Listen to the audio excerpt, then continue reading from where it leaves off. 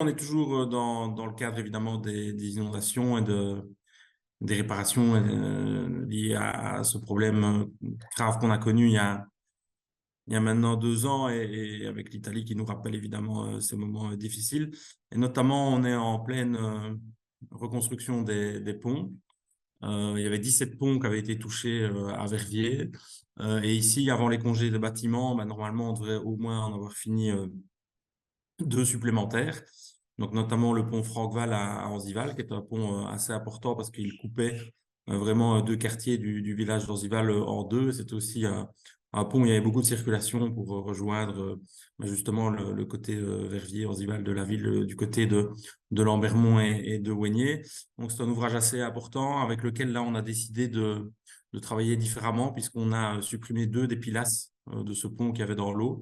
Donc ça, c'est quelque chose d'important au niveau hydrologique. Et puis de l'autre côté de la ville, plutôt du côté de Labour, pour ceux qui connaissent, donc du côté de Nasproé, le pont de Nasproé, lui, il est en train également d'être terminé. Et normalement, d'ici le mois de juin, il sera également inauguré avec même chose, la séparation entre 2 quartiers. Et puis nous nous attaquerons plutôt au pont des centres-villes, si je puis dire, parce qu'on aura les ponts de Pré-Javet.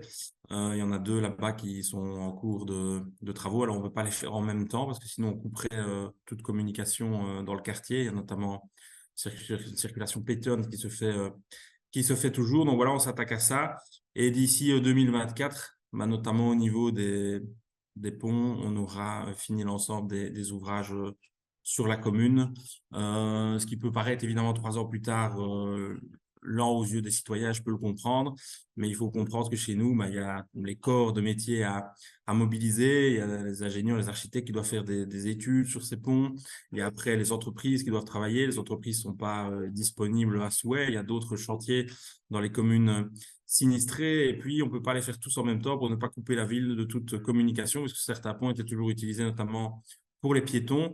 Donc tout ça l'un dans l'autre, voilà, en 3 ans, on aura refait à peu près 17 ouvrages d'importance sur la commune, avec un financement important de la région. Ça, c'est une bonne chose.